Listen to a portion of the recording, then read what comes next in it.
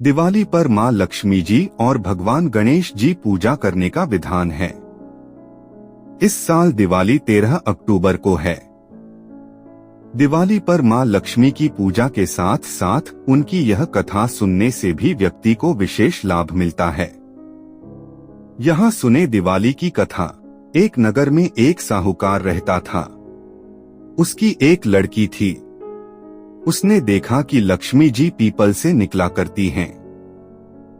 एक दिन लक्ष्मी जी उस साहूकार की लड़की से बोली कि मैं तुझ पर बहुत प्रसन्न हूँ, इसलिए तू मेरी सहेली बन सकती है।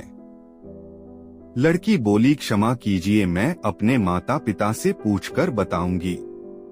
इसके बाद वह आज्ञा पाकर श्री लक्ष्मी जी की सहेली बन गई। महालक्ष्मी जी उससे बहुत प्रेम करती थी। एक दिन लक्ष्मी जी ने उस लड़की को भोजन का निमंत्रण दिया।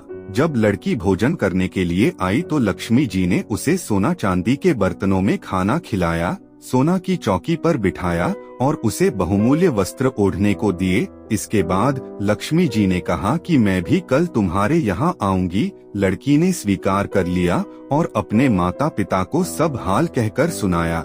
यह सुनकर उसके माता पिता बहुत खुश हुए, लेकिन लड़की उदास होकर बैठ गई। कारण पूछने पर उसने अपने माता पिता को बताया कि लक्ष्मी जी का वैभव बहुत बड़ा है, मैं उन्हें कैसे संतुष्ट कर सकूंगी। उसके पिता ने कहा कि बेटी गोबर से जमीन को लीपकर जैसा भी बन पड़े रूखा सूखा श्रद्धा और प्रेम से खिला देना। यह बात पिता कह भी न पाए कि एक चील वहां मंडराते हुए आई और किसी रानी का नौलखा हार वहां डालकर चली गई।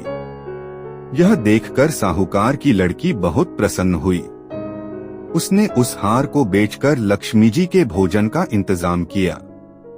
इसके बाद वहां श्री गणेश जी और लक्ष्मी जी वहां आ गए। लड़की ने उन्हें सोने की चौकी पर बैठने को कहा। इस पर महालक्ष्मी जी और गणेश जी ने बड़े प्रेम से भोजन किया। लक्ष्मी जी और गणेश जी के आने से साहूकार का घर सुख संपत्ति से भर गया।